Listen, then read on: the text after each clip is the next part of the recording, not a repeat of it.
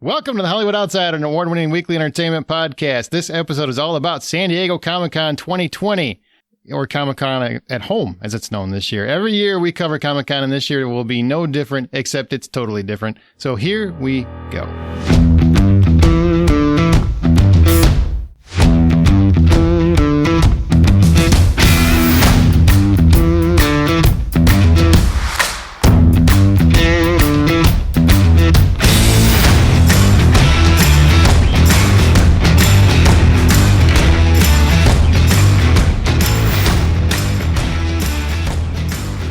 We honestly were going to skip this year entirely because we all needed a break, but we decided against it. Amanda and John were mostly unavailable for this, though.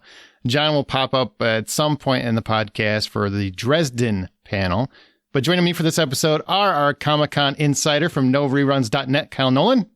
Howdy. Howdy. Yeah, that enthusiasm. That's what I love right there. Sounds like somebody who's just watched 68 hours of YouTube. And my host of the Blacklist Exposed and Beyond Westworld podcast, Troy Heinrichs. I'm still getting over the howdy. Dude's from like Boston, like pocket cod. And he's like, "Oh, howdy, y'all." It was so howdy. I'm beat. I don't even know. What is the Boston hello? I don't even know what hello, that pocket car. Like that. Hello. No, that's British. You see this baseball bat? Oh, wait, no, that's the Bronx. That's also Boston. That works. And I'm your host, Aaron Peterson. Find more info at thehollywoodoutsider.com. So this year, Comic-Con, for which many of you didn't know, is a huge event typically held at the San Diego Convention Center and all around downtown, where thousands of fans gather, often dressed as their favorite character from comics or genre films and TV, and they attend panels and workshops at those very same properties. It can be very hard to get access to Comic-Con, even being as huge as it is. So when you're there, you definitely feel like you're kind of part of an exclusive club, as well as a ton of special events that they have. They buy so much merchandise. They need a U-Haul when you're done. But this year it was all online because of, I don't know, some pandemic thing that's happening. And we had remote panels through YouTube videos, and they opened it up to the world, everyone, for the first time ever. Now, Kyle, you and I have gone to Comic-Con before as press. You still go every single year. You do a ton of interviews typically for Comic-Con, for NoReruns.net. What did you feel like this year? Somebody who's covered this event for so many years. I mean, I felt this was weird. Not bad, just weird. How did you feel? Did you feel like it was still had that Comic-Con stank? It was definitely, like, I haven't gone to panels in a long time. For the last few years, I've only been doing press rooms and then the outside activations. So this was like going back to my Comic-Con roots, like just sitting through panel after panel after panel after panel. I thought they did a fairly decent job of trying to recapture that Comic-Con feeling.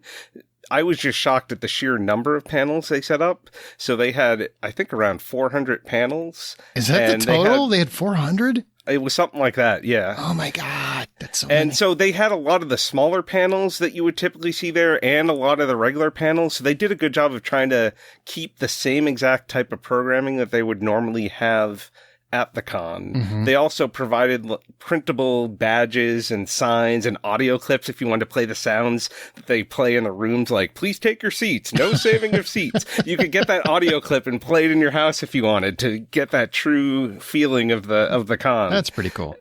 And then they still did their Masquerade. I didn't watch it to see how it worked. And their Eisner Awards, which are like the comic industry awards. Right. They present those every year at the con, and they still did those online as well. So they did a good job of at least trying to capture that feeling of the con. And they had all kinds of, like, they still had all their merchants selling stuff online. They had a virtual convention floor that you click on the map and shop at the different stores. So they tried to lay it out like it was still, you were still at the con doing all your shopping if you were buying exclusives. And then they still tried to do, like, every year, Amazon has a big offsite where they do these massive installations for all their Amazon Prime shows. Man. So they tried to recapture that same type of spirit. They had like a Hannah escape room game that you could play. They had the boys, you could go get either a t-shirt or a tote bag. Yeah, I got my t-shirt. Thanks to you, actually. So props to you. So basically the app that you went through, they sent you to this website that you filled in and customized. That would be the same exact thing you would see on a tablet after you walked for 2 hours through their little, they have TV screens showing episodes and other things. And then finally you get to that tablet 2 hours later and get to fill it out and pick your customized swag. Yeah, that's the part that I think stood out to me the most is that, I went as press, but who am I fooling? I also went as a fan. So I also stood in lines for many of the panels and whatnot. And that's the big difference. The cool thing about when you actually go to Comic-Con and you're actually at the event is there's an aura of inclusivity where everybody feels like they're part of the same team. A lot of the world kind of has this divisiveness, especially the last couple of years or whatever, but there you never feel like that. Like everybody feels like they're playing for the same team. You'll see an Asian Spider-Man, a Black Wonder Woman, a Hispanic Superman, whatever it is. Everybody is equal at Comic-Con. It's pretty fantastic if you're there. And that's the biggest part that I missed. But you don't have the lines like you have for Hall H where you're waiting for the biggest panels. That's pretty awesome because you almost never get in. Yeah. And also the one thing about the lines is you end up standing next to people you never met before and you have these conversations and meet these different people. So that's something that also you miss when you're just sitting on your couch at home alone watching YouTube for 3.5 days. You just made it sound so sad. So sad. Well, the Wednesday before, like normally I meet up with a bunch of friends and we go and have dinner. So we did our own Zoom on Wednesday night, the preview night, so that we could at least recreate that part of the experience for everyone getting together. That's really neat. Yeah, the night before. And preview night, for people that don't know, that's basically where they screen early releases of upcoming TV shows, usually comic themed, CW, that kind of stuff. I felt they did a pretty good job, though, of like recreating the line experience because you had when you signed up for these virtual panels, you actually like filled out a profile for yourself and then your name showed up on the list of people that were going. So you at least had like who else was going to the panel. So if you wanted to have that conversation and try to meet randos online, I guess, then you could totally go ahead and have that experience if you wanted to. That's a little creepier. He's making it creepy. Yeah. I made it sound sad. You sounded like stalker right there. See, we're talking about you're in line. You're like, hey, you like this thing too? Yeah, I like this thing too. What do you do? Here's what I do. How did you come to get, and you end up like becoming you meet friends. You really do. You meet people and you become friends over the years. Difference is virtually you don't go end up in a hotel room later. Hey, I don't know what you do with these things, but that's not what I did. Kyle, I'm not speaking for you. But speaking of Troy, I'm really curious because, Kyle and I have been. We've been several times. Kyle's been way more than I have. But you haven't. You've never actually been to Comic-Con. In fact, before the show, we were talking about it, and you're like, well, it just reminds me of C2E2 or local fan conventions. And I'm like, nah, it's like 20 times that. It's so crazy. What is it for you? What did you think about Comic-Con at home? Did you enjoy this? Did it make you want to go to the real thing live? Should they have it next year? The crowd wise, I think is the thing that always kept me away from going in the first place because I'm not a big crowd person. First and foremost, I mean, C2E2 was massive for my tastes. Like just getting across the floor was like ridiculous here in Chicago. So from the crowd perspective, I don't think like I'm missing anything other than making like friends and long lasting relationships if I'd go on a regular basis, which is fun because we do that at any other conference that we would normally go to for work or other purposes. But I think that there wasn't much loss from a panel perspective other than just the energy of the audience. And so I just pulled up my MLB of the show and I was able to pipe in my crowd noise and have some extra fans with me. And it all seemed like the same experience from what I could tell. There was one panel I was at where the guy had a little button that he would press to simulate the crowd cheering during the panel. Get out. That's fantastic. Good for him. I mean, like things like that, I think, help the production value for things where you're doing this virtual conferencing at home because you kind of get that same experience. I felt like watching the panels. Some were really well produced, some that we'll talk about tonight. They even had the Comic-Con name tents that you would normally have at the panels. They had those in the lower thirds for a lot of the people. I felt that gave it a real nice like feeling like you were there. Others, kind of phoned it in a little bit, and it was some really crappy Zoom audio that cut out quite a bit. So it made the panels a little bit distracting. So I think if they were to do this again, I'd like to see some consistency across the content that was being put out. Because sometimes it felt like, oh, this is an Apple panel, and you can tell because the splits on the video between what they were showing from slides to videos definitely felt very Apple. And then you had Amazon, who had their banner and their content and their branding in a very Amazon-specific way. And then Sony had their thing in a very specific... So it was like, it felt like all of the partners put their content together and then sent it to Comic-Con versus Comic-Con saying, here's the template, here's the format, here's what we want to do. Yeah. Which I think is what you would normally see then if you went to the actual panels live. Is you'd have that real Comic-Con feel versus the studios pushing the content out. Which, that part I don't think I quite understood, because you know that these were all pre-recorded, right? None of these were live that I could tell. I mean, they all had cuts, various cuts here and there. So why not clean it up a little bit more? You know, when you had freezes and that sort of thing, I don't know why they needed to keep that. Kyle, do you have any insight into that? Because you might know. No, I'm not sure. I did notice that myself. Some of them I did see that they did cut, or they tried to joke about it. There were definitely some that were far more edited than others, where they would cut away. Like if someone froze, they purposely cut to somebody else so that you wouldn't see that person frozen. Others just left it on wide zoom mode the whole time, and you just saw everything that was going on. And then there were some that left people with their own home backgrounds, and others that definitely tried to enforce, like, here's a screen that we want behind you, so that everyone is just behind a plain screen. And some of them were really cool. I think the Bill and Ted one was probably my favorite. That one just looked very jazzy presentation, you know, and everybody was behind electrical bolts and you know, shockwaves and that sort of thing. It was just kind of a cool look. I wish more people would. I think Vikings did a similar thing too. Yeah. Did these like windows around the people to make them look like they were like looking out of like a ship window or something. I dug that one. That was really good. Yeah. And the best thing I found about all this is usually when you're going to a panel, if it happens to be, and I hate to say this because, you know, you don't want to belittle anyone, but sometimes panels can be boring. Sometimes they're not as exciting or lively as you would like them to be. And if you're waiting, because if you don't know, when you go to Comic-Con and you get into a room, you can actually stay in that room the whole day. So you'll actually get in there earlier for a panel you don't want to see, so you can see a panel that's starting, you know, 3 panels from then. And I don't have to stay in the panel anymore. I can just either skip ahead. If there's a little too much agenda going on, I can just skip right through that. I can close the panel out. I can go to the next. I do like that. That was nice. Or in the case of Kyle, you know, 5x speed was able to help him get through the entire conference in 2 days. Only 1.5 times speed. What was the total? 1.5. I got you. Okay. Was it 68? Is that what you said? That's how many panels you watched? I think that's it. Said how many I checked off in the MySched. I'm pretty sure I watched almost all of those, except then there were others like, after you finish watching a panel, it would say starting up, like the normal YouTube. It would just start playing something else. There were a couple of those that are like, oh, I didn't check this one, but I'll just stick around. Like there was some animated voice actor one. I'm like, this looks kind of interesting. And then I just ended up watching that. So yeah, I think it was probably around 68 or so that I ended up watching. God, man. Well, you know what? We're going to go ahead and get right into that because we're going to talk about some of the bigger moments that came out of Comic-Con this year. So we'll expand on those.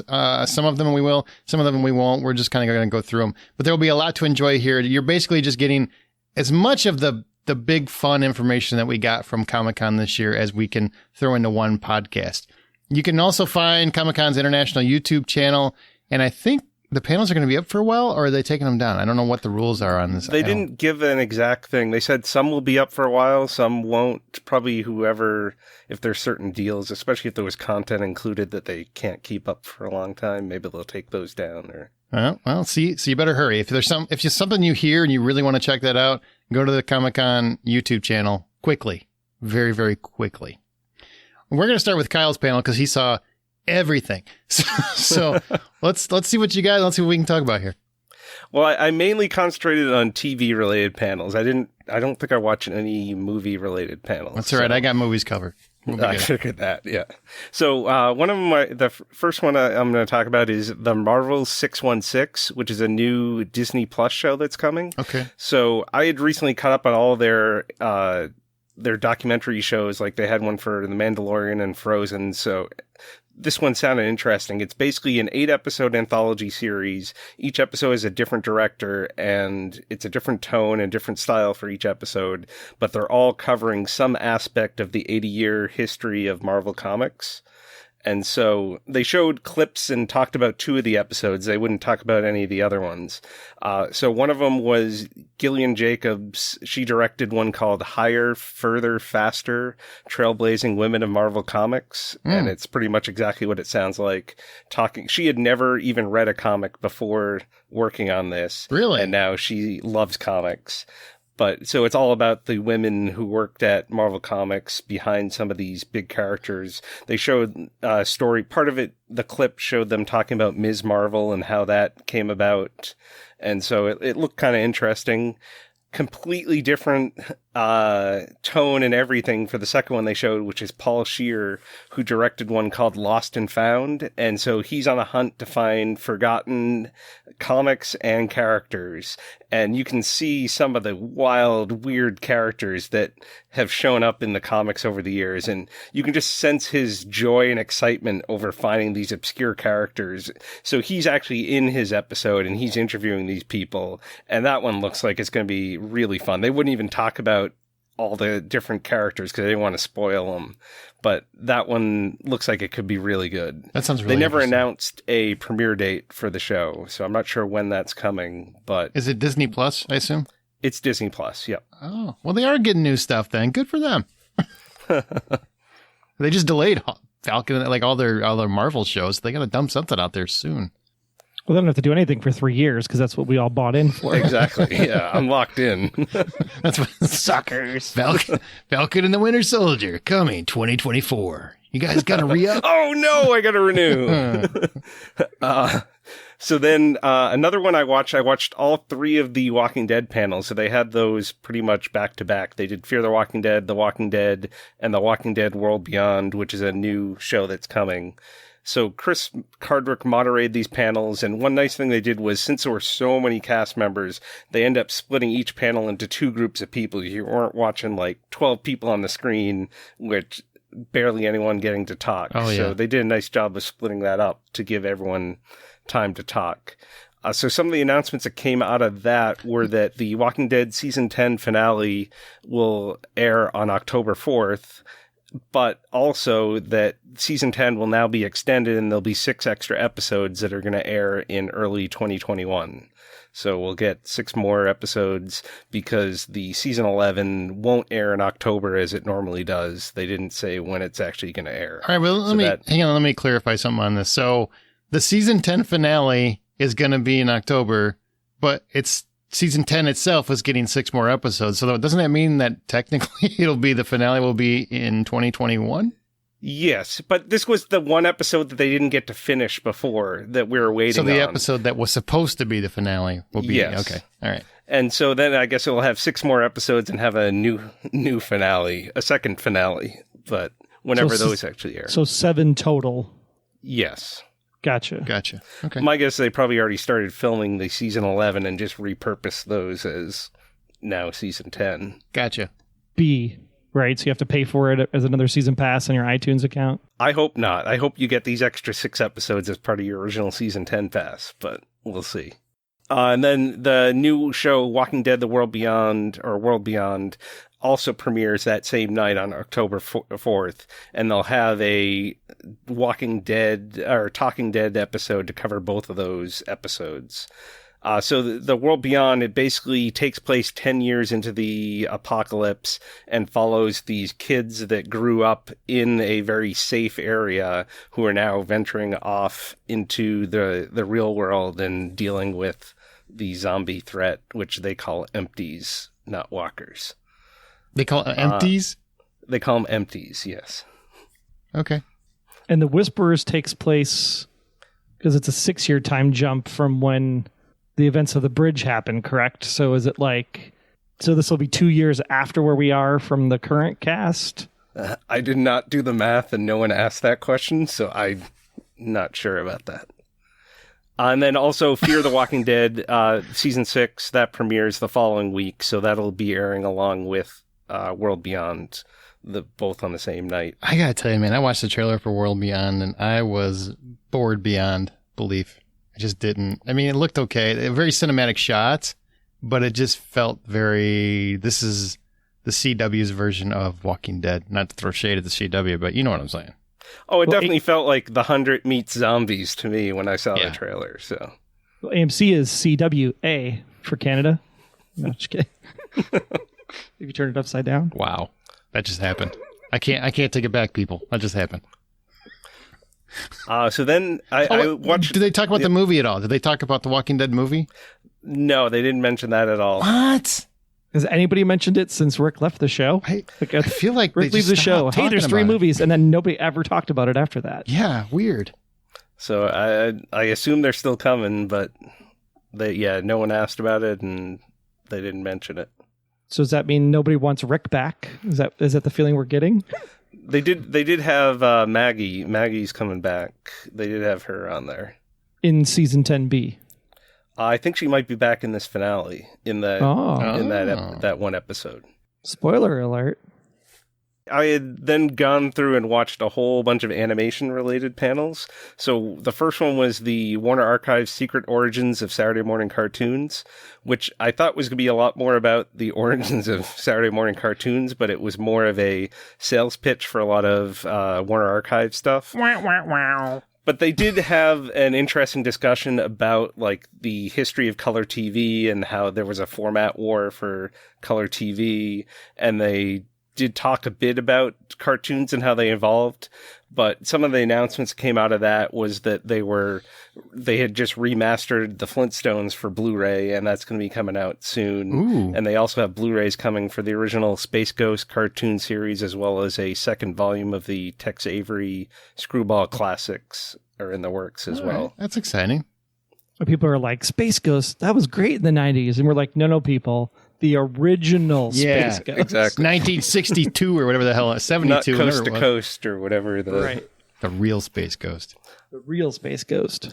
And then I watched a whole bunch of Fox animation panels, there was a common theme that they were all following, which was basically, we're animation, we never stopped working. So here's how we transitioned in 3 days from working in the office to working from home. And then a lot of them were talking about their setups at home to record their voices and how that change had happened. Oh, I didn't even think about that.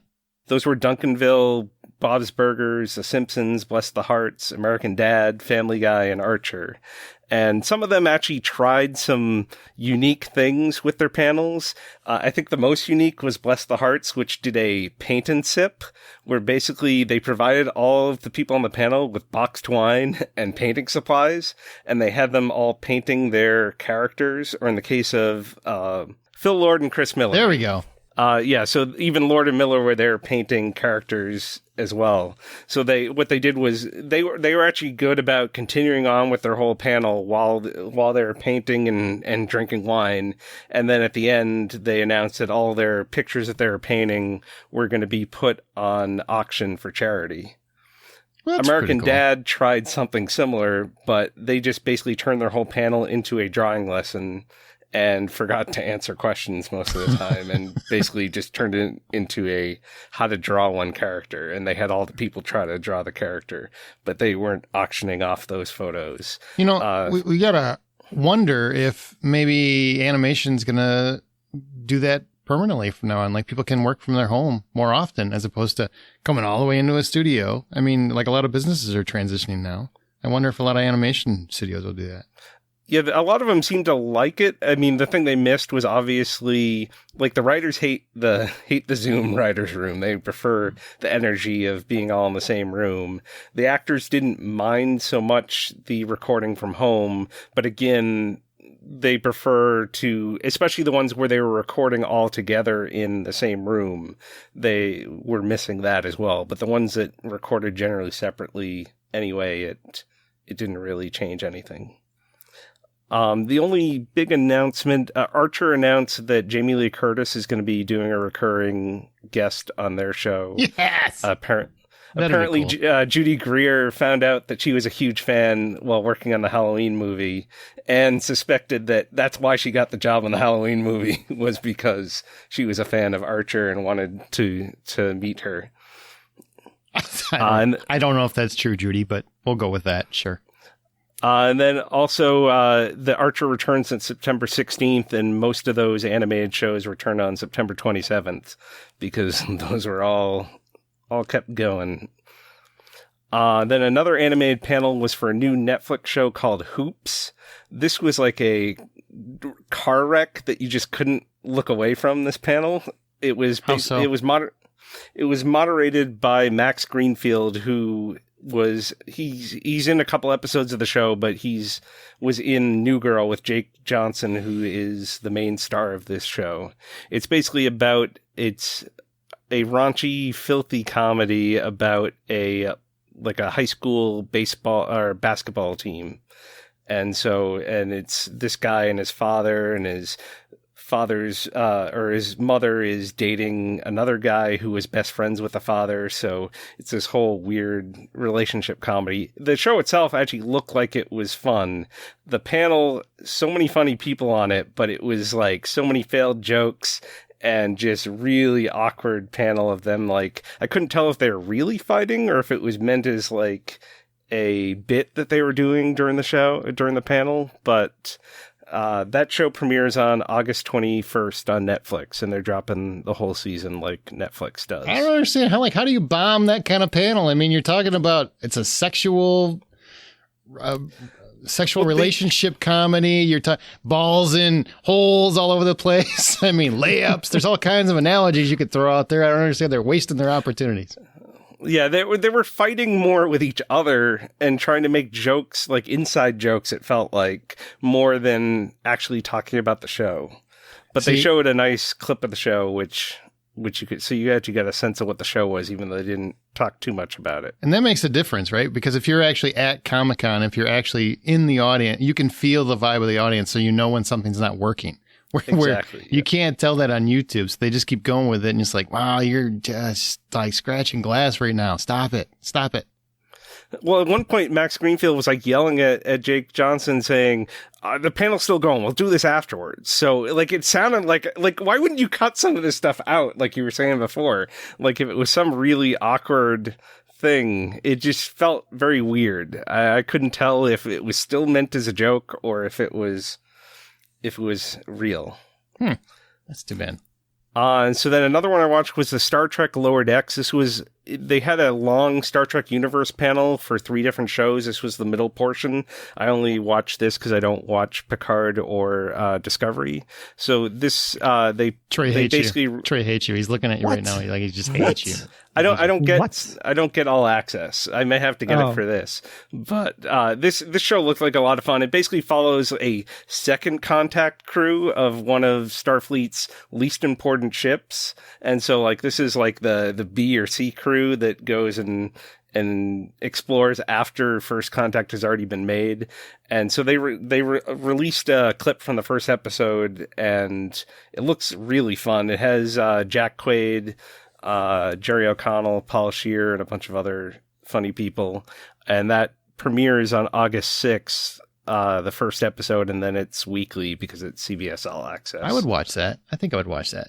Well, you wouldn't watch it because it's a cartoon and you don't watch cartoons. That sounds like a fun take on Star Trek, though. I would rather watch that show if they would make it with real people, but you can't make things with real people right now, so cartoons are all we're going to have from now on.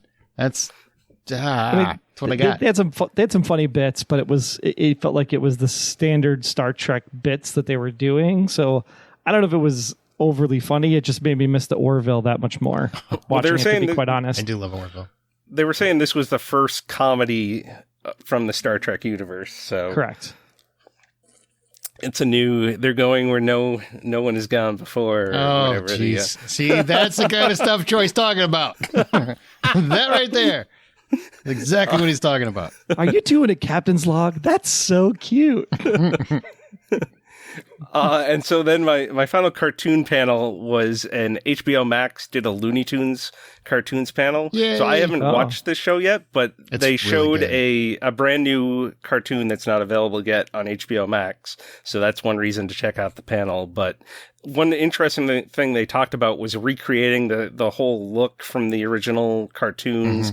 And that same feel. And they were even saying, like, when they first showed footage, people were saying, so when are you going to show us the new cartoons? Because they thought it was the original cartoons, the way that it looked and felt. So they're great. They are great. I wouldn't even say a reinterpretation. Like, it's a modern cartoon, but those cartoons were always so far ahead of the time. Honestly, they were. So it looks great. They've done a great job of capturing nostalgia and making it current with Looney Tunes. Yeah. No mention of the Animaniacs coming back, though? They didn't talk about that at all. This was just about the Looney Tunes show. Nobody's talking Bugs about Bunny that. is so 1920s. Bugs Bunny is cooler than any Animaniacs No, the clip ever they were. showed,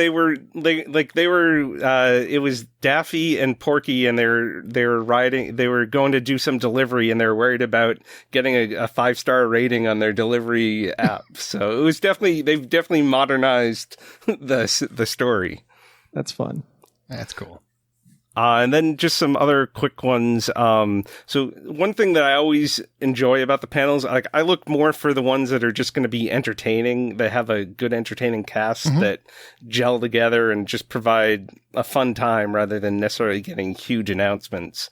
And one thing that I missed from a lot of panels, like at Comic-Con, you normally get these fun videos that they do, that they say you have to turn off your cameras and you can't record this because this is exclusive for the Comic-Con audience. And no one was doing those fun type of videos, except Superstore started with a whole video with them, all the different characters preparing to go to Comic-Con and go to San Diego, and of course they couldn't go and there were problems, but so they actually did one of those funny videos, which was nice. And then cool. just the general conversation with the cast was fun.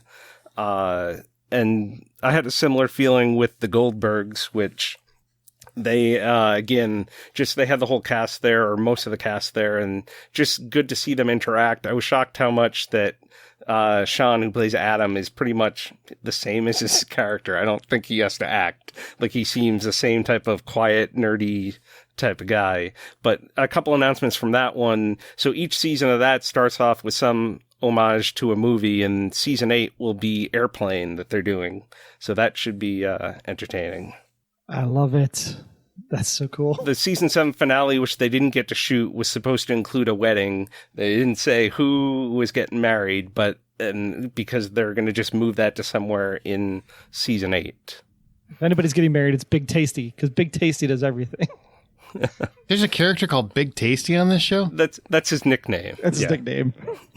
Do I want to know what it means? Because he gave it to himself, I think, right? Yeah. Yeah, because he's like a mad rapper, and he's got mad sports skills, but he really doesn't. Okay. Aaron actually met the JTP. True story. I did. I did not know who they were. They only had one member of the JTP on the panel. Hopefully, it wasn't boring Matt Bradley. It was Jeff. JTP. We were on the Paramount lot for Blacklist and Sony. No, Sony. Sorry, I think it was at the Sony lot. Sorry, we were at the. No, it was a Paramount lot. I was pretty sure it was Sony. No, it wasn't Sony's lot. It was Paramount's lot. Because remember, there was a Paramount thing. I took a picture in front of it. We were at both places that day, but I think we saw the JTP at Sony because Goldberg's does shoot on the Sony lot. All right, well, let's just say this: we were on a lot. Yeah. We were at an actual studio. We were on a studio lot for the Blacklist, and when we were getting a tour of that particular lot, that was such a great tour. We're not sure exactly where that tour was. So we're walking around, and we ran into the JTP, and Troy lost his frickin' mind. I had no idea who they were. He's like, get a picture with them. I'm like, okay. And they're like, you want a picture? I'm like, not really. So I still don't really know who they are, but I can tell you Troy was very excited. I would have been excited, Troy.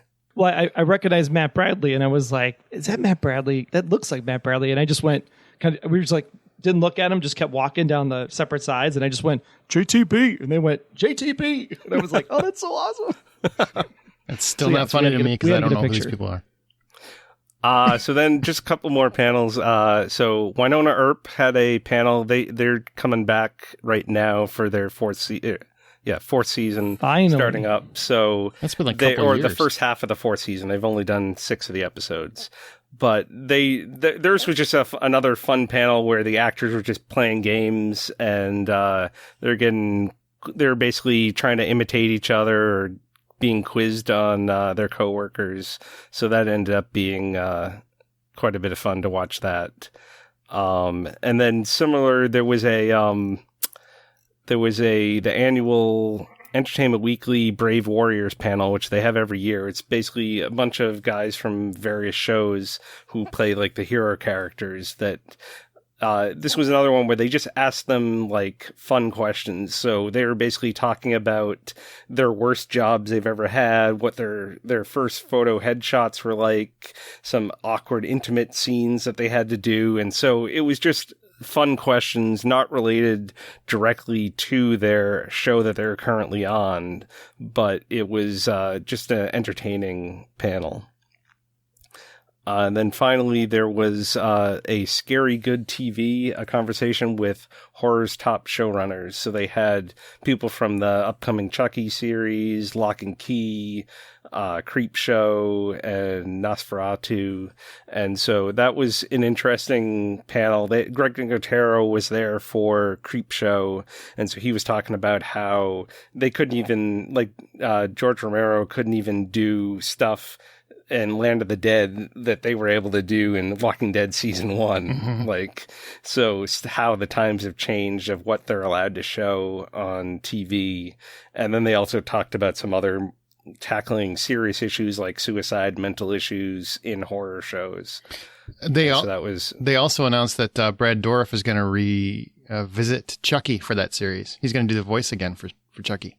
I don't know if it was in that panel, but they did announce that. No, they didn't. They mentioned in the panel, but that was announced, I think, a few days before the panel. Yeah, but that's huge. I got excited. I went, I wasn't excited about that show at all, because I thought, not that Mark Hamill was, I thought he did a fine job in the film, but Brad Dourif is iconic in that, so I got really stoked for that.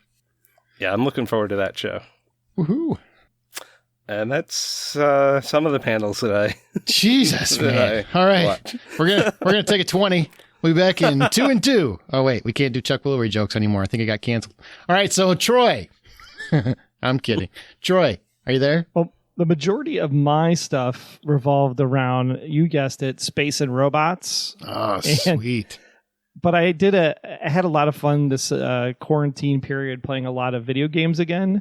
And especially this year with the big titles like Ghost of Tsushima and Last of Us 2 coming out, as well as Final Fantasy VII Remake.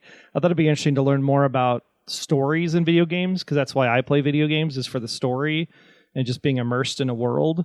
And so there was a really great panel about narrative design for computer games and what does it mean to do the narrative piece of it. And it's not so much just writing the story. They actually have to work with all the different departments, because when they go from, say, writing on one game to another game, Ann Toole, who actually was one of the writers on Horizon Zero Dawn, she was on the panel, and she talked about how at one particular studio, she's like, I was thinking for this scene, we're going to have a spider, and it's going to crawl across the ceiling and then fall down on the player.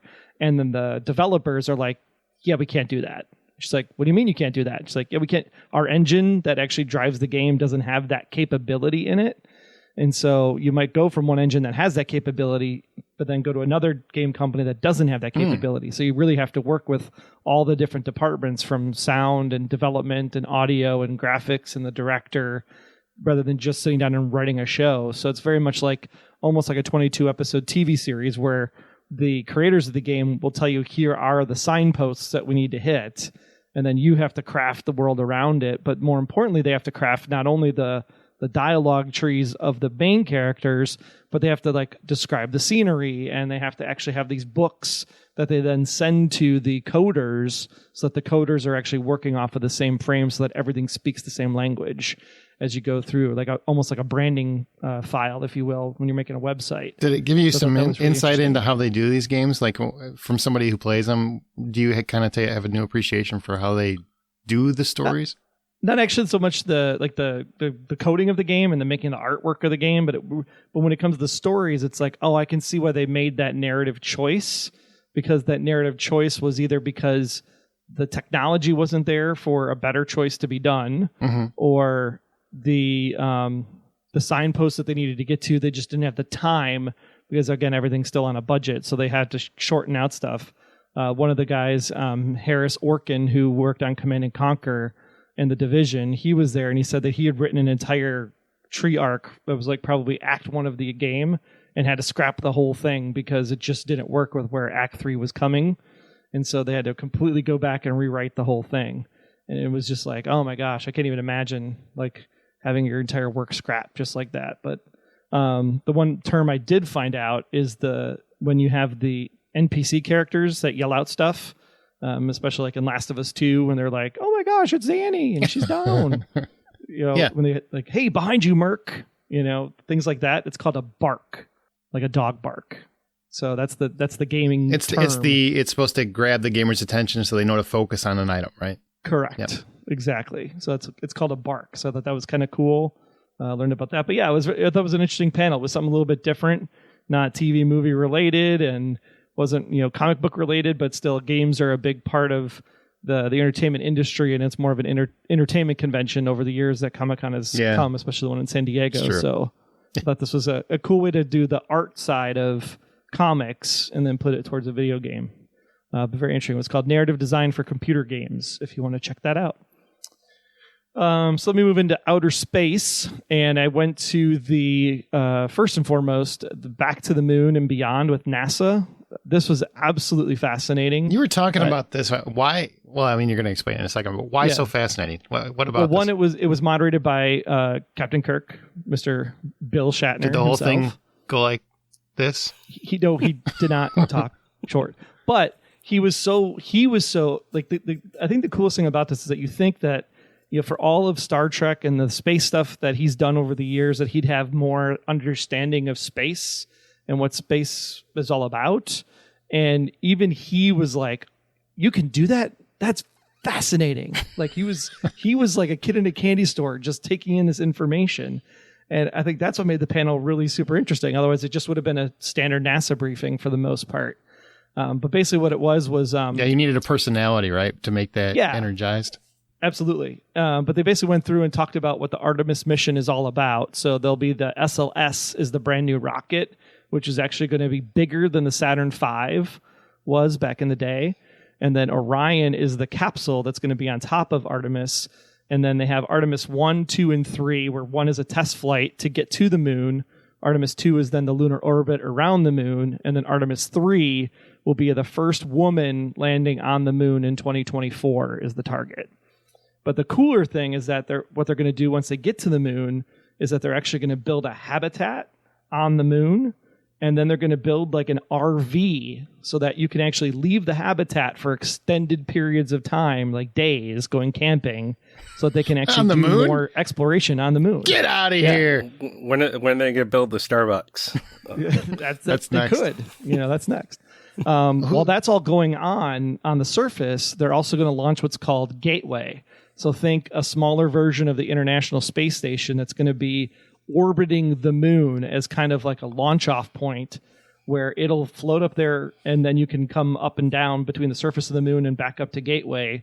And then Gateway can sustain life for 30 days before resupplyment from Earth. But then Gateway will eventually be like the launching off point to go to Mars. But I think what's really cool about all of this is that while all of this is happening, the things that they're doing is that trying to find ways to create water, oxygen, fuel with the materials that are on the moon. Is all science and research and study that they're doing in order to get to the Mars mission. Oh, wow. In the future. So what they were talking about was that, and this was the funny part of the panel, was that I believe her name was, Lenitra Tate, and she's like a PhD in chemistry. And she said, like the TIE fighter ships in Star Wars. And Shatner just like fell out of his chair. It was like, did you say Star Wars? Star Wars, really? But no. Then she's like, I'm sorry, Bill. I meant like the ion pulsing cannons, the blue light you see around the engines in the Star Trek ships. That blue light is actually possible, and that's what they're actually working on right now. And these ion engines are going to be what's going to power in Gateway through solar electric collection. That's crazy. So that it can be up there forever. So, like, that much closer to Star Trek once again as we go through life. You know what that means? That means that all the people that are saying, I want off this planet, you might get a shot. You might. And then the goal is obviously Mars sometime in the 30s is the goal. So if you want to know more, you can go to nasa.gov/Artemis to learn about the Artemis missions. They want to be to Mars in the 2030s? Yeah. That's not far off, man. That's like a decade. That's not far off. Wow. Yeah. We might see this in our lifetime. We might. I got to try not to die. Stay away, COVID. So when you take that from the reality side of the world, you go back to the fictional side of the world. Probably one of the better shows on Apple TV Plus when it launched was For All Mankind. This is kind of an alternative history show that finished up its first season. I just love how you say that like it's definitive. As in, there's no opinion to this. It's just one of the best shows out there. It is one of the best shows. If you watch it, it was really entertaining from start to finish. Not what I expected the show to be. I believe you. It's good. But it's, the premise of the first season was that if there was an alternate history where Russia got to the moon first, what would that do to the American space program? So then America focuses putting the first woman on the moon. And obviously Sonia Wagner from Penelope Woodmore, Molly Cobb in the show. Lost fans, lost joke. But Molly Cobb is basically that first American woman. And the whole idea was that Nixon wanted like the Playboy model to put on the moon with her astronaut husband. And that was going to be the cover of like what America stood for.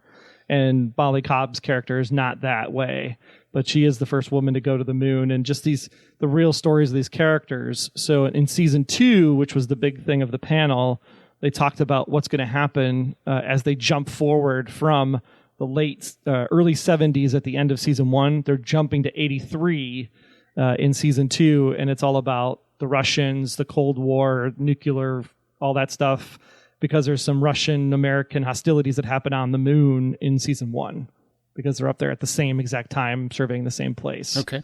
So it was and they had a trailer for the second season, so you can check that out. That one was For All Mankind. Jumping over then to even before For All Mankind's time frame, if we flash back even further into the 50s, Disney Plus is going to be doing another recreation of The Right Stuff. That's going to be out in fall of 2020, and it's going to focus on the Mercury 7.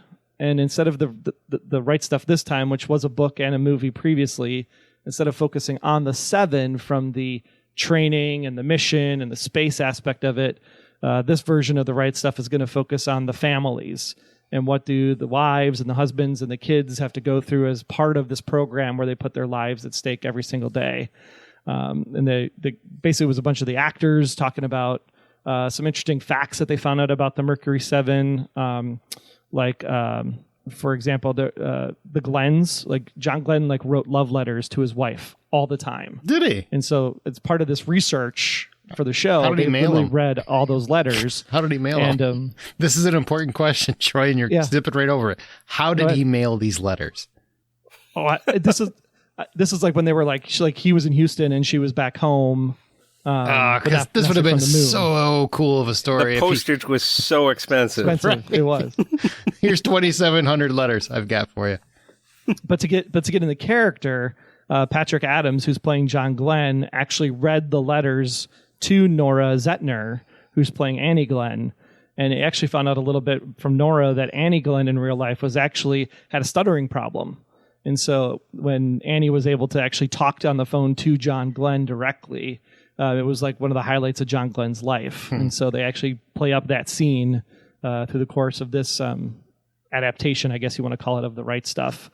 So that'll be coming to Disney Plus in the fall of 2020. And it's actually a Nat Geo show. It's not a Disney show. Interesting. So that'll be fun. And then because we're in the Disney world and we're going to outer space, you cannot skip over the fact that Candace is finally getting her own movie. Candace Against the Universe. Phineas and Ferb is returning to Disney Plus. They had creators Dan and Swampy talking about all the times they had working on The Simpsons and how they met and how the first Phineas character was drawn back in 1997. So Phineas and Ferb has been around theoretically for almost 27 years, and it's just crazy. And then Ashley Tisdale was there talking about how for her to find Candace once again and how she just fell right back in the role. It was really great, and they basically played the opening musical number from the show as part of the panel. So you can see that as Phineas and Ferb in Candace Against the Universe. I did watch that one as well as part of my huge animation stint. It was a fun panel. I laughed a lot. One interesting thing of that was the guy who does the voice of Perry was saying that he basically gets paid a fortune just to do that one little clicking sound with his voice. That little... He gets paid for that? Like that? He gets paid. Yeah. That's it? It was him. He did it himself. Like, you would think they would just have this recorded and they would just reuse it. Yeah, but and just give him residuals. For the same thing. Right. Wow. Yeah. And he has a sweet studio setup, by the way, to do all his voiceover stuff. It was awesome. Yeah, he was in another panel that I watched about the voice actors. And then I watched... This one was really interesting. It was actually the philosophy of Star Wars and Star Trek. And so you would think this would be your standard Comic-Con fight kind of panel. Yeah. But this was actually really interesting. It was two psychologists who were fans of each show, paired with Todd Stashwick, who played Talik in Star Trek Enterprise, and then Jennifer Murrow, who was the writer of the web series Forces of Destiny. And so you had like two actors or connectors to the show with two actual clinical psychologists teaming up. The trick was, though, is that Jennifer couldn't talk about Star Wars. She had to talk about Star Trek. And Todd had to talk about Star Wars instead of Star Trek. So it was a little bit of a switch. And they talked about things like, for example, the Mandalorians versus the Klingons. Who has the better honor system, hold to their creed, hold to their code, and how does it relate to people in the race today? And so they had a real good conversation about how, like, Klingons are most like humans because there's different factions of Klingons, like there's different races of humans, where the Mandalorians could just be anybody because it's not a race, it's a way of life. And so this is the way, right? Yeah, this is the way. The other one was Luke versus... just to clarify, it was it's the psychology of Star Trek versus Star Wars. So if people are looking for that panel, not you said philosophy, it's a psychology. Oh, psychology. Yep. Yeah, sorry, psychology, yes. Psychology of Star Wars and Star Trek. So the second one they did was Luke versus Luke, Jean-Luc in this case. And it was a conversation around emotional intelligence and experiencing trauma and how you overcome that trauma. And so, like, Picard lost his whole family, and then he had to lose them again when you watch Star Trek Generations. And then he was captured by the Borg and then had to fight the Borg. Luke is the same way. He loses his caregivers. And then because of the loss he experiences there and the loss of his father and then the death of his father, how that turns into how he acts as an adult and does his emotional maturity actually like work through to help him figure out and solve those problems and who does it the best. And so I thought that was really interesting to see how Rey in the later trilogies like helps him find his direction, where, spoiler alert for Kyle, when he finally gets CBS All Access, Data helps Picard find his way in Picard. Yeah, it was a really interesting panel, that one was. Like, that's one of those where I just put on just because it sounded interesting, but I'm like, there's no way this is going to work for an hour. It was really fascinating to listen to. I'm like, you're just dissecting fictional characters, and I am fascinated by the actual psychology on fictional characters. It was actually really interesting. And then the whole, the last one they did was like Rey versus Burnham. So the new characters in these franchises and how do they relate to each other, about how do you keep your mental well-being and self-care when you're basically the sole person who has to save the universe, and going through all that like mindfulness kind of stuff. That's like a big hot topic right now. So I just thought it was really fascinating that it's not just a, fandoms yelling at each other. It actually had some purpose to it, which is really nice. Depth. To finish off my space race, of course, it is the final season of the 100. And so Octavia, Raven, Murphy, Echo, Hope, Russell, and then Hope and then the showrunner Jason was there having a panel. But what I thought was really nice is they've been to Comic-Con every year. It's a big panel. Everybody, the fans show up. Out of all the panels I watched, this was the only one where they actually took fan questions, which I thought was really nice. And so there was the ones I watched at least. And so there was a lot of fan interaction with that and answering questions and just, crazy moments from the time on the show. And, what do you guys do for fun now that the show's over? Like, what did you do once quarantined? Because they literally went from being quarantined in Vancouver for season 7 to film the show. And then once the show wrapped, it was literally straight into quarantine for real life. Was one of the things Marie was saying, who plays Octavia. She's like, it's like I thought I was going to be able to like go to the beach and go swimming and have some fun and whatever. And it's like, it's literally like my life all over again, living in the bunker in season 4. But what was really cool about the panel is that the people that weren't on the panel, then like all the other actors over the years, like chimed in and had a little goodbye message for the fans. So you heard from Gabriel, Eliza and Bob popped in, Clark and Bellamy. Josephine popped in, Monty and Harper, Charles Pike even popped in from season 3. Luna was there, Jaha was there, Abby was there, Lexa was there, and every time they were done with what they said, of course, they all said the big saying from the 100, which is "May we meet again." And so they all signed off with "May we meet again" at the end. It was pretty nice. That's really cool. But fans. There's 6 more episodes in the season. I think it comes back second week of August, and of course they had no trailer for the final 6 episodes, and I was so bummed. I was like, now, do you think that was intentional? Like they don't want to give anything away, though, or I mean, where they are right now in the show, anything I think they showed after this point would probably give stuff away for sure, because there was a pretty big reveal in the episode that went off just before the mini break that they took. So. You would mention the fan questions. On a bunch of the animated panels that I watch, they actually brought a bunch of fans onto the Zoom with cool. them. And so it was more like you were at the panel where they bring the people up to the mics and have them on the video and stuff. So that was pretty neat. Then my last 2 I had was over on HBO. Yeah, I'm excited. Had a big fun, a really good fun time with the first season of His Dark Materials. So His Dark Materials is coming this fall in November to HBO and HBO Max. We thought that at the end of season 1, they were crossing over from their world to our world, but it turns out that there are many other worlds than these. So fans that were upset about the Dark Tower getting canceled over at Amazon, His Dark Materials may be your best next option if you want to look for other worlds and other different timelines and creatures and characters. You watched the first season. Is it worth investing in? I thought so. I thought it was. I mean, I've never really dug into the books as much as I'm probably sure Arjan might have had. But I thought the first season was fairly entertaining. I mean, it's slow in parts, right? It's not as bombastic and battle sequences and things of that nature, but there's enough suspense and enough intrigue that it keeps making you ask questions of like, who is this? Why is this happening? Where is it going? And it holds your attention for the entire 8 episodes to get to the payoff where you're like, oh, I want to see season 2. So I think season 2 is where we're going to get more of the bombasticness in the story. I kind of like just totally on that show when it came out. And then I later found Ruth Wilson through Luther. And she's so fantastic in that. And then, of course, Hamilton. So I found Lin-Manuel Miranda. So now I'm really excited to maybe check the show out. So that's why I was kind of looking for a... And, of course, Daphne is the lead, yep. Right? So, she, from Logan. So the whole cast is fantastic. They all play their parts really, really well. I need to check it out. Lin-Manuel and Daphne have this real interesting dynamic between the two of them. And then that dynamic kind of gets ripped apart at the end of the first season. Cool. And so... how their characters... Thanks for taking that away from me. So I know that's coming. It's in the book. Troy, I didn't read this book. I don't know.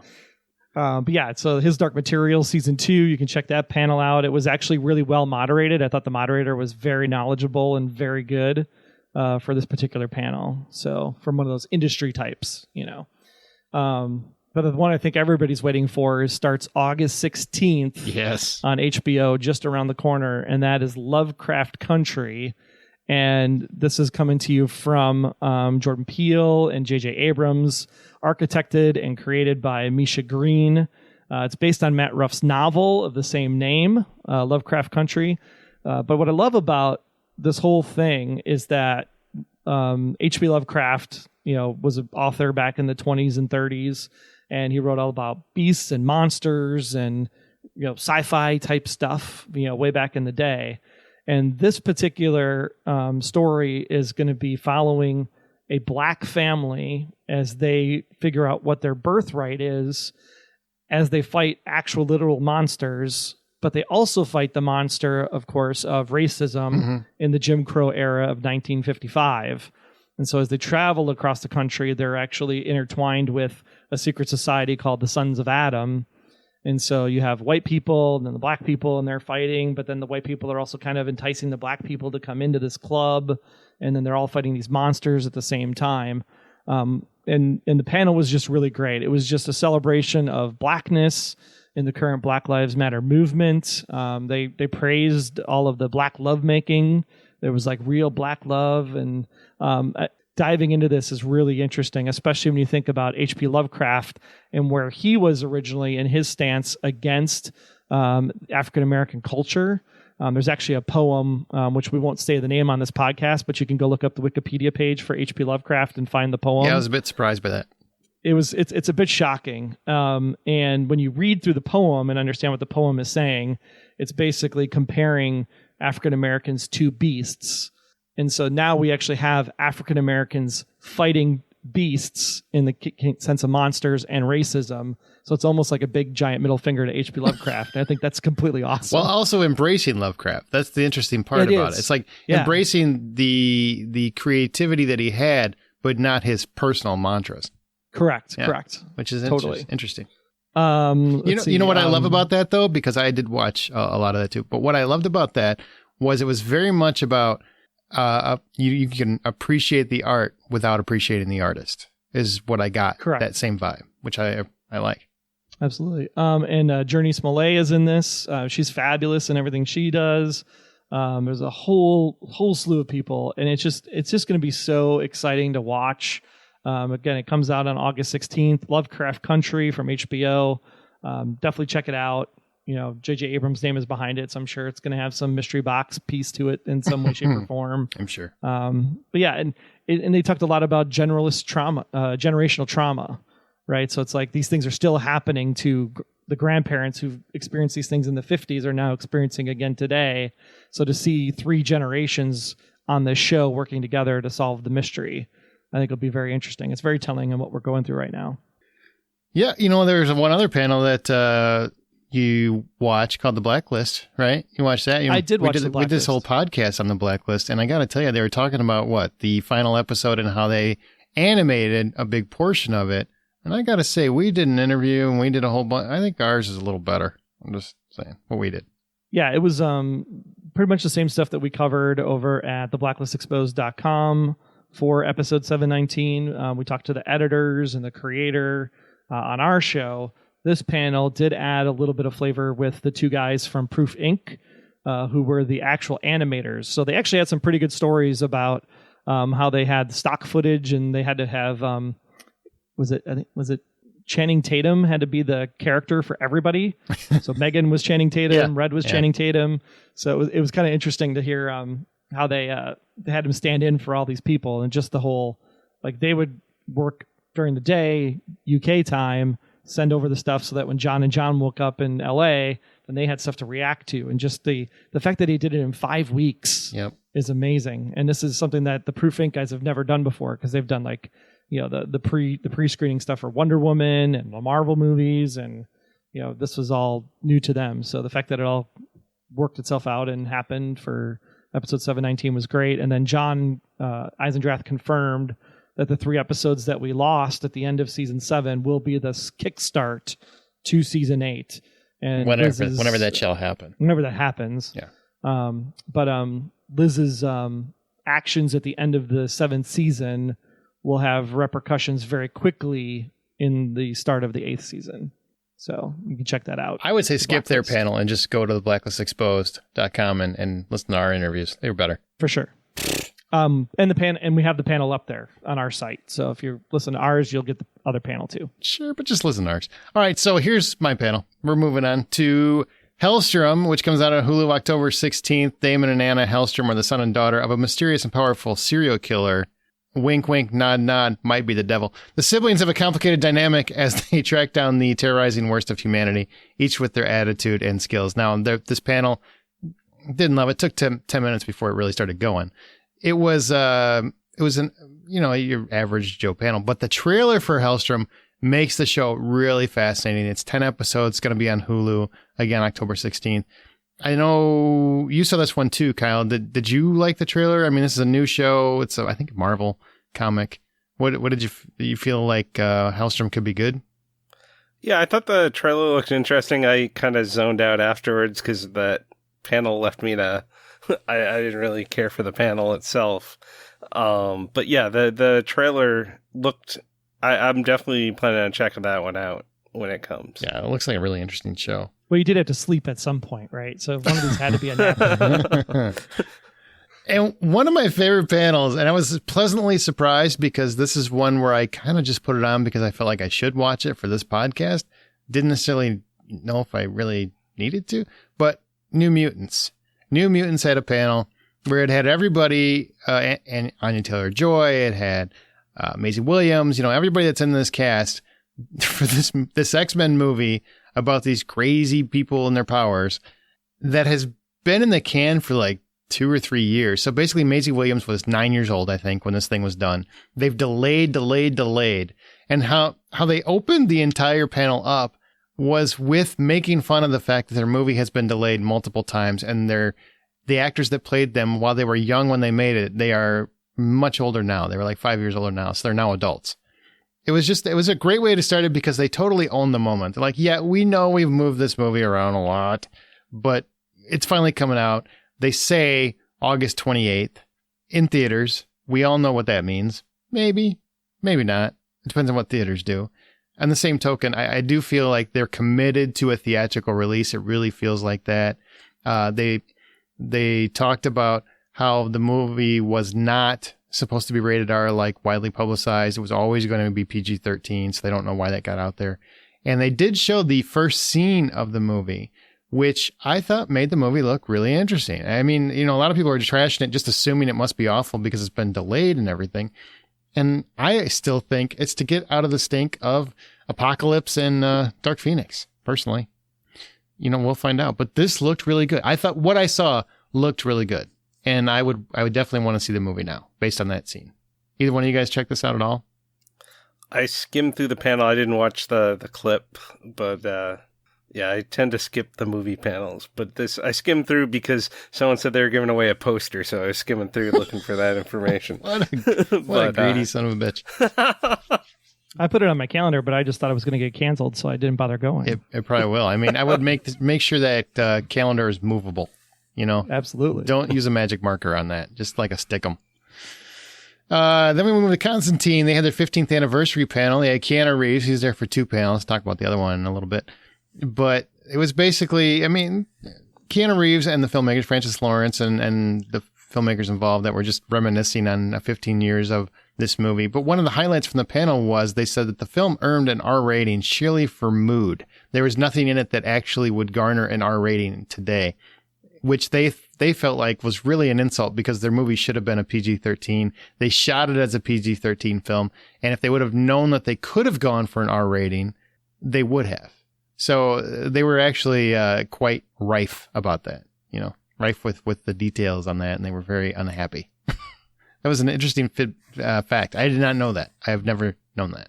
And you guys don't care. All right, Antlers had a panel, but no new information there. Scott Cooper made a horror film on the Wendigo myth. Del Toro produced it. But they also talked about filmmaking, and it was more of an introspective panel, one that I really enjoyed watching, and I would recommend everybody tries to watch it. They did show clips from Antlers and how it's really focused on Native American history, but it's not trying to, as Scott Cooper said, I'm not trying to make message movies. I want to make movies that might also have a message. And that's what he's trying to do with Antlers. He wanted to make a straight up horror movie, and he thinks everybody should get pretty excited. Kerry Russell's in this too, Troy. So this is right up your wheelhouse. Was this delayed? I seem to remember seeing the trailer in the theater like ages ago. Yeah, it was supposed to come out in the spring, and I don't know if you heard, but they shut some stuff down. Yeah, that's why. So are they still trying to make it theater based, or is it going to go to? No, it's coming out in theaters. Del Toro is very committed to the theatrical experience if possible. Okay. Yep. The Boys. That was a fun one. If you can find that panel, it's definitely worth watching. It's really funny watching Carl Urban just dominate for the first 15 minutes, where it's just like, are you going to let anybody else talk to? I mean, he's just going, but he's so fun to watch. You didn't care. They had a really lively panel. It was a good conversation. We got some major details that season 3 has already been renewed. So they are definitely coming back after this season 2, which comes out September 4th. Now, the seasons are going to be different though. And I think this is kind of known, but in case people weren't aware. So Amazon is doing The Boys different this time. You're not getting all episodes at once. You're getting 3 episodes that'll drop on September 4th, and then it's going weekly. And once it goes weekly, or it might be for the 3 episodes as well, there's going to be an after show for each episode with Aisha Tyler hosting it. Now, I don't know. I kind of want to stop for a second and pause and ask you guys, what do you think about that? Now we are going to... We've been treated with this whole binge culture, right? We're now addicts. I want everything dropped at once. I don't want a break. I want it all at once so I can watch it all and then move on to my next show.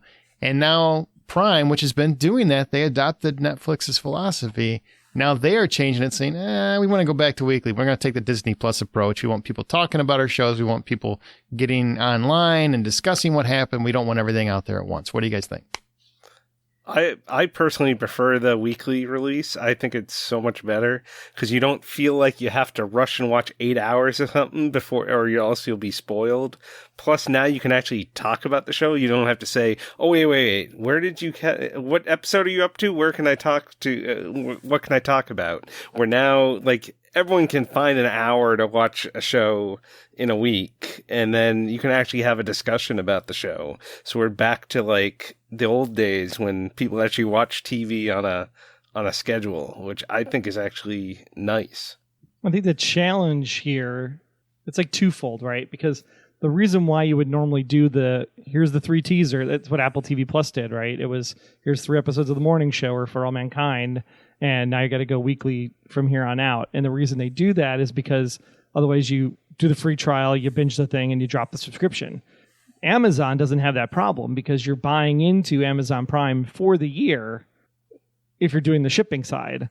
And so you're getting Prime for free. I mean, you can buy the video service by itself independently, but most people are already buying the shipping and getting the TV service for free. So there's no reason for them to not drop it all at once.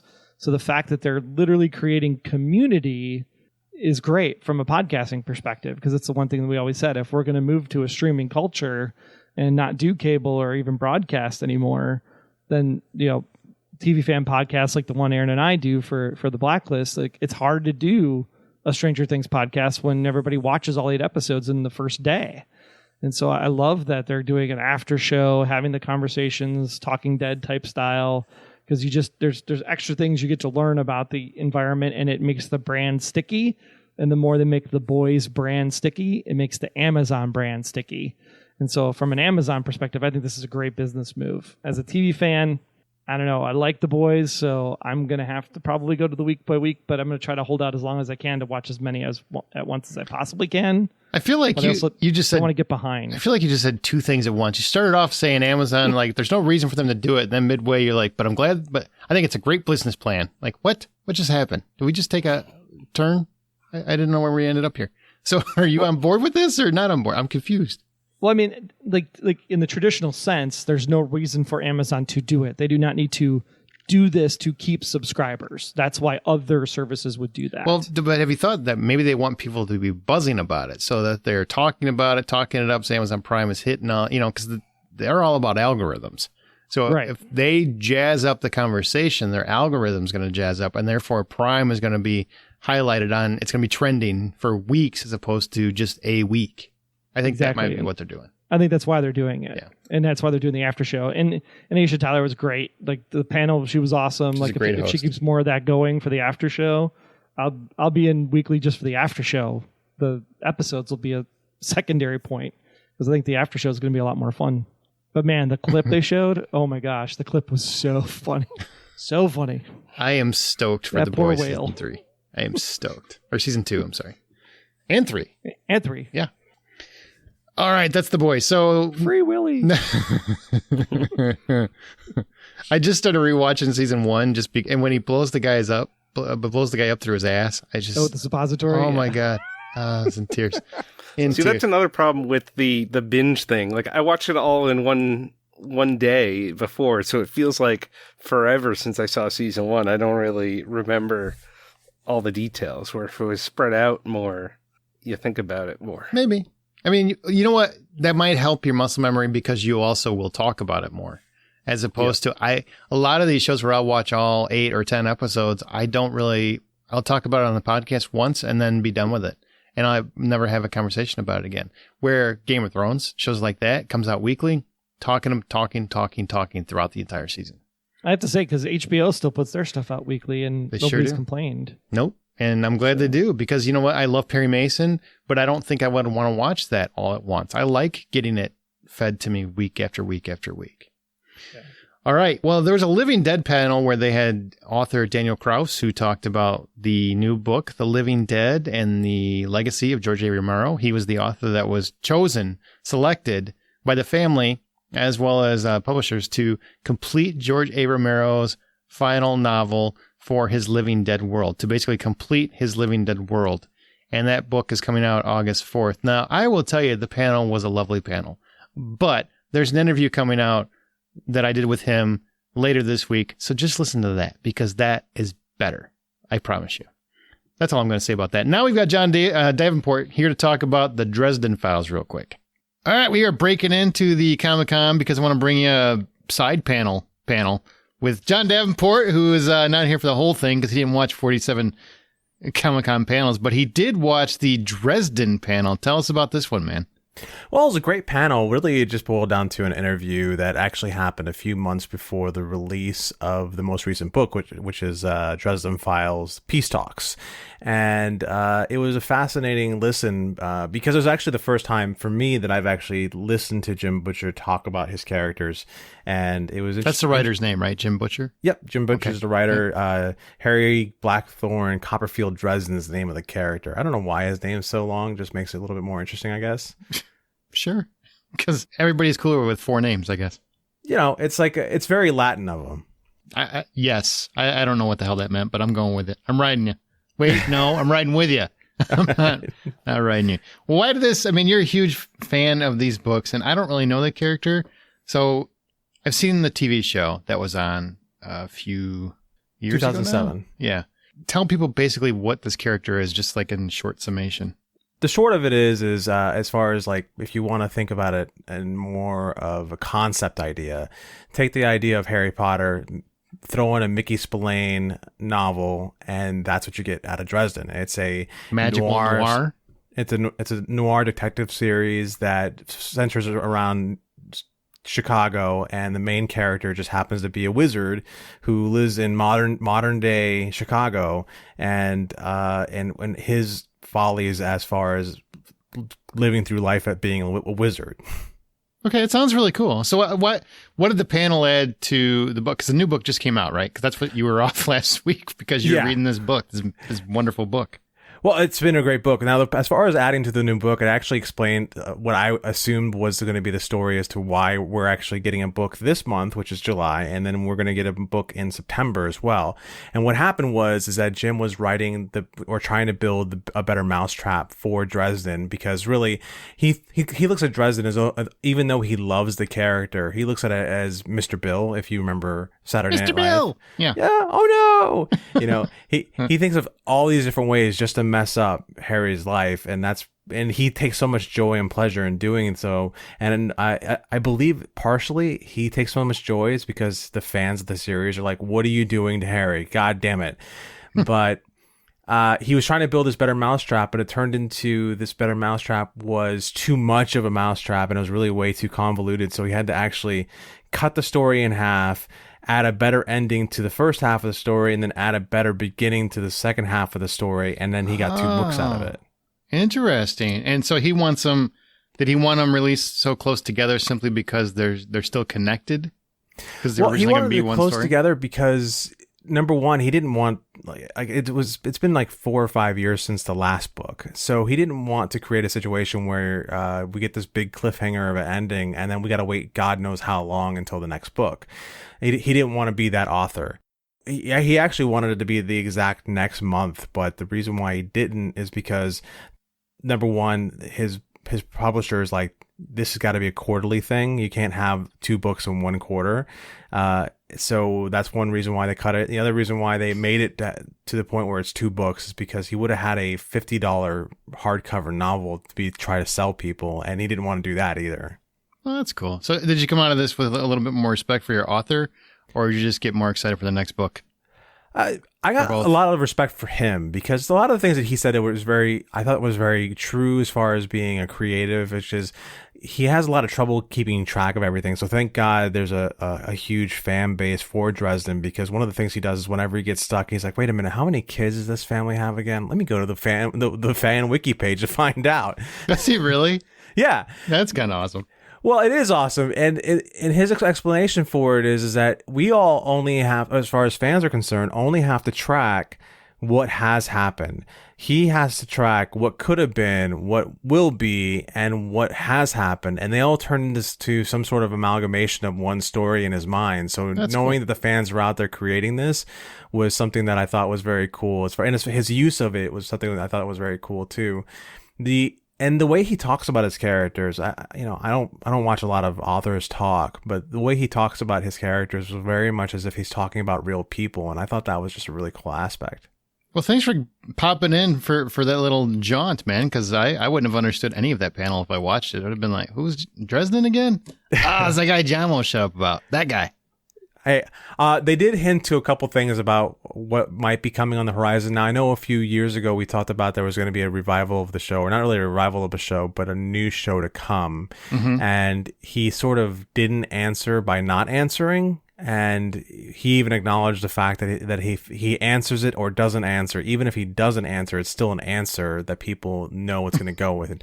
So, something's in the works is what you're getting out of it. Yeah, it's something's in the works. And something else that came up in the interview that I thought was interesting, and the reason why I think about it as being interesting is that the interviewer asked him what aspect of Dresden does he not care about the most, and Jim said that his appearance he doesn't care about the most, which I think is interesting just because if you look at like Jack Reacher's like the novels are so dependent on his daunting size, stature, his stature. Yeah. And then you get to the movie, and the movie, like, though the movie is good and fine, he's not Jack Reacher from the books, no. Right, it's not Jack Reacher from the books, but a lot of the way people interact with Tom Cruise would make so much more sense if Tom Cruise was 6'5". Yes. 100%. As a fan of those books, trust me, as much as I love those movies, they are not the Jack Reacher from the books at all. I mean, well, a little bit, but not, yeah. Right. He's not intimidating. You see him coming, you're like, oh, damn. He's a big brute coming your way. And he said that he's not interested in whatever Harry Dresden looks like and whatever comes up next. And to me, it's kind of a mistake because as far as the writing is concerned, the writing makes such a big deal about the fact that Harry is 6'9". Oh, wow. That's very tall. He's a basketball player? Yeah, basically, yeah. Kind of missed his calling, dude, because if he's just like 7 foot tall and he's a wizard, he can make every ball go in, therefore be a rich basketball player. Yes and no. Filthy See, rich. the thing about being a wizard in this series of books, and this is like getting way deep in the baseball. That was a joke. You didn't really need to go much further than that, but okay, let's go. I feel like you open a door and I have to go down it. I regret it already. One of the things that I think is really cool about the series and how it works is that they take away a lot of the modern accoutrement from Harry. So Harry can't have really a modern car. He can't have phones. He can't have beepers. Anything that's modern, computerized, or anything else like that, he can't have because the trick about being a wizard is that in this world is that back in the day when you think about witches and they used to say like boils and pustules and all that, and that's really their energy interacting with their body. Well, that sort of morphed over the years and became something where that same energy just affects the world around them, where you can't have modern stuff. So he can't go to the movies unless he goes to a drive-in movie theater. He can't go just like us. Yeah, Isn't that pretty funny? much. Yeah. So it's just really cool how he built it. So yeah, if you haven't noticed, I'm a fan. Yeah, a little bit. Well, that's what Comic-Con's all about, right? It's about fandom. Right, absolutely. Okay, everybody, check out the new book. And what is the new book? Because you just finished it. What is it? It is called Peace Talks. And then in the next September, one? we have Battlegrounds. Peace Talks and Battlegrounds. I get it. One's leading to the next. Right. It works. It works. The whole thing feels magical. All right, thanks, John. I'll let you get back to life. And we're going to get back to our Comic-Con panel. All right, man. Have a good time. Okay, now back to me. Charlize Theron. I watched her panel. She basically talked for about an hour about her trajectory from an actress, a dramatic actress, into an action heroine. And she was talking about how difficult it was, especially she started later in her 30s, and she's kind of segueing to this action star in her 30s, and she's segueing to this action star, and all the differences it was that took place for her. She was talking about the Italian Job and said they set her up with 6 weeks more car training than everyone else, which she found insulting. And it was fascinating to kind of get the perspective of a woman trying to be an action heroine in this world. And she's at a place where, she doesn't have to soft pedal anything. She's Charlize Theron. She can say whatever she wants, and she's going to. But she also was very clear that she does get afraid. She did Aeon Flux, and that failed. And she is afraid that if she makes a movie that is not received well in the action genre, she'll be banned forever. She feels like it's a different world than sometimes dramatic fare is. So it was really interesting to get her perspective, especially from a woman. She talked about Mad Max and how that was one of her hardest roles. A lot of great stuff in there that I thought people might want to, if you're a fan of Charlize Theron, you might want to check out. She talks about the old guard as well. An Evening with Kevin Smith. This is where I'm happy, sad. Happy, sad? I think Kevin Smith is one of the best oral moderators that we have. I really just truly, I've loved this man for a very, very long time. And his Evening with Kevin Smith is a Comic-Con staple. Now, you don't know this, Troy, but Kyle does. Every single year, he does basically 90 minutes of him doing what he's done for many years, which is tell Hollywood stories and talk about his thoughts on comic films and sci-fi genre films of all sorts, and just where he stands in the world. And that part is always great. He is always entertaining. I mean, there's a reason why his podcasts are so successful. The guy knows how to speak. He showed a trailer for Kilroy Was Here, which is his new movie. I just wish he would get back to making movies that didn't look awful. And that's the less happy part, because I feel like, and he'd probably be the first to agree that his movies haven't been great lately, but I used to love Kevin Smith movies. Like, whenever a Kevin Smith movie was coming out, I would race to the theater to see it. Now I'm scared to watch them because I don't know what we're going to get, but I'm sure I'm not going to like it much. And I don't know if it's the weed or what, but it's just very disappointing to see a filmmaker you love so much and still absolutely respect and just love his energy and love how he's kind of made his own career as a moderator. Just as a filmmaker, really just go downhill. And I'd love to say something positive about this trailer, and I just couldn't find anything. Did you guys, either one of you, see it?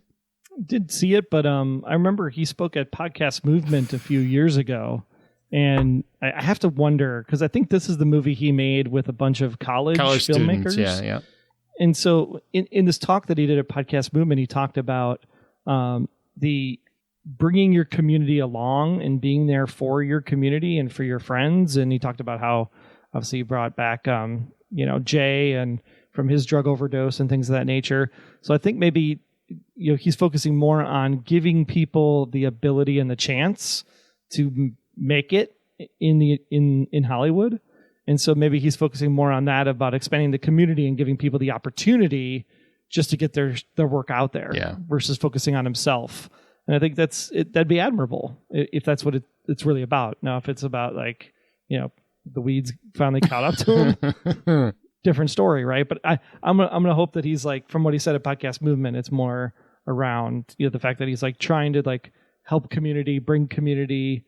We're one tribe, we're all working together. And if that's kind of where he was coming from with this particular property, it's a good thing. It's a bunch of people that would never have gotten a chance before. And it's not good. His movies haven't been good. But Tusk is the last one that really touched the aura of good. And that was half a good movie, and half a movie's like, what? And it just feels like it's been since then, and it's very sad as somebody who's always been a fan and still am a fan of the person himself. I think he's a wonderful guy, and he seems like a really righteous dude. There's nothing negative you can say about him as a person. I just feel like his filmmaking has really struggled as of late. Have you been watching his sitcom that he's been doing for the Celebrity Show-Off TV series on TBS? No, is that any good? It's actually kind of funny. It's basically done in quarantine. It's like him, his daughter, and her daughter's boyfriend moves in. And so he's been doing the same running sitcom each week for this Celebrity Show-Off TV series. You know what? Hey, if you find a niche and it works for you, that's fantastic. I just feel like filmmaking, he doesn't seem to have the same passion for that anymore. Because I know he's got the talent. He just isn't applying it for some reason. Yeah, well, I'm definitely not dishing on Kevin Smith. I love the guy. I didn't mean that as a negative. And speaking of a segue, he hosted the Bill and Ted Face the Music panel, which he did a great job. Alex Winter's there, Keanu Reeves is there, and we just found out that they have announced that Bill and Ted Face the Music will go straight to video on demand in select theaters September 1st. This is another casualty of the theater closures. So you will get to see it at home. And the panel is actually a lot of fun. So if you want to seek that out, they talk about the fun history of putting the movie together. Keanu loves these films and these characters. He definitely goes on about that quite a bit, which, I mean, he just looks stoked the whole time he's talking about them. Samara Weaving is actually in this movie, who I love her. She's Ready or Not. If you haven't seen it, my God, what a great movie. And she was talking about how the hardest thing for her was not laughing because Ted killed her uncle in The Matrix. And that's a fun little fact because Hugo Weaving's her uncle. And there was this cool little tidbit. Now, here's what I want to do, everybody. If you don't want to hear a spoiler for Bill and Ted Face the Music, it's kind of a spoiler. Just go ahead, skip ahead 30 seconds. You guys that are on the podcast, you might want to, just don't listen. Ready? Skip ahead. George Carlin is making a cameo. Shh, that's all I'm saying. All right. There you go. Bill and Ted Face the Music. I think if you're a fan of those films, you're going to be a fan of the movie. Nothing? You guys don't get, be better, be more excellent to each other. Seriously, this is a good thing. Bill and Ted Face the Music, no excitement at all, no energy from you two. I had my headphones out because I didn't want to hear the spoiler. But I'm looking forward to it. I'm actually glad it's going to be a VOD release.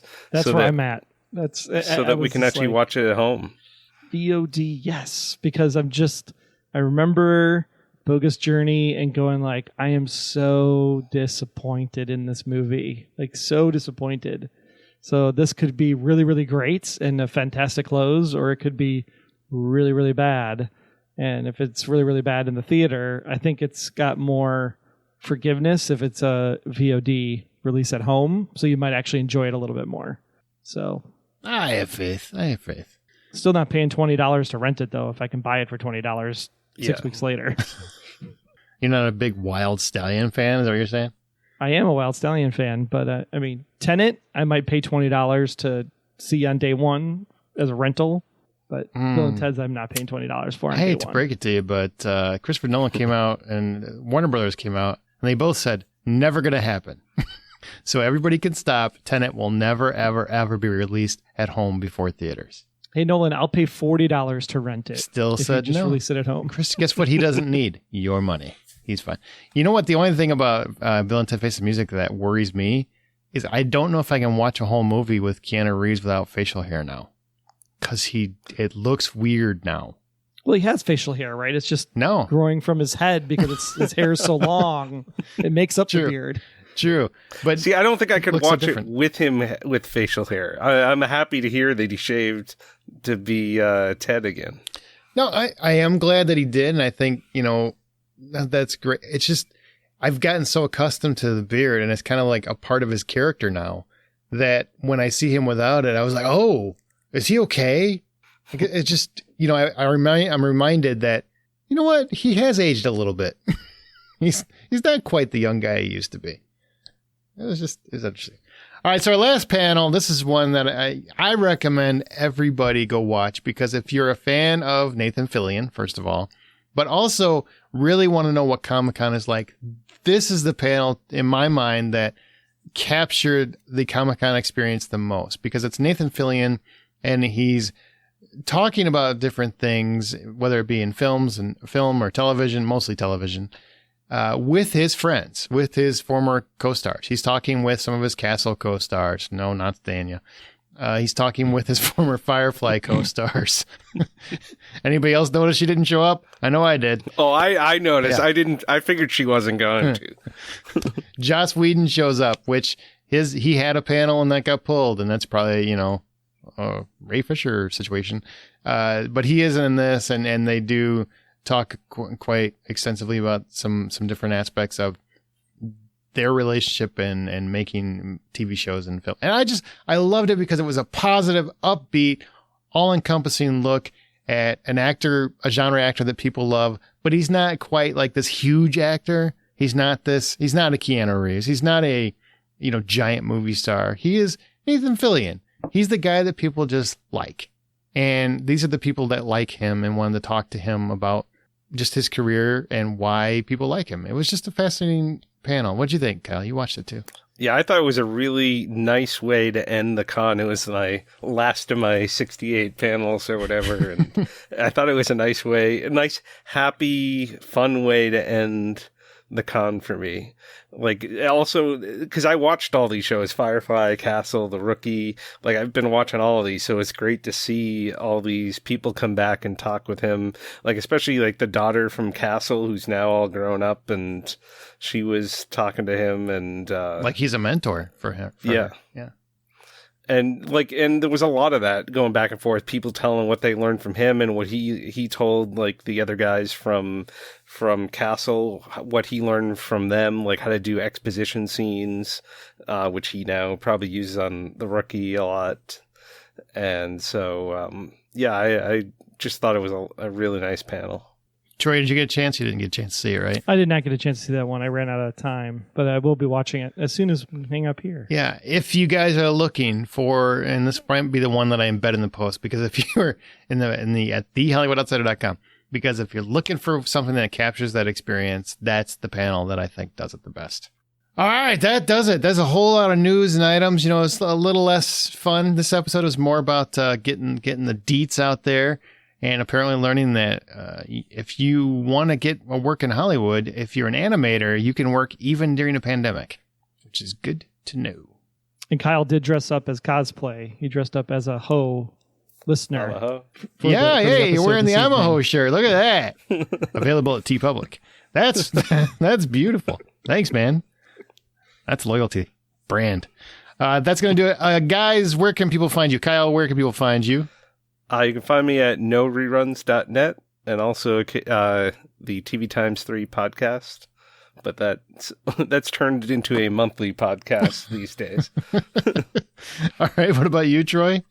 You can find me with Aaron over at theblacklistexposed.com, where we have the better version of the art of animation behind the 719 episodes. So check that out. You can also hear on the Hollywood Outsider here, Beyond Westworld, at beyondwestworldpodcast.com. Season 3 wrapped, and it was a good third season, so check that out. Yeah, it was a hoot. And we're at thehollywoodoutsider.com. All right, that's going to do it for this episode. Remember to come back later because we're going to have an interview with the Living Dead writer, Daniel Kraus, which I thought was really great, especially if you're fans of Romero. And obviously, if you're a Comic-Con fan, you're going to want to check that out. That's going to do it for this episode, though. Remember, the guys will be back with me next week, Amanda and John. And remember, the next time you head to a theater, which won't be for a while. So the next time you watch TV and you just watch a bunch of panels like Kyle just did, buy popcorn.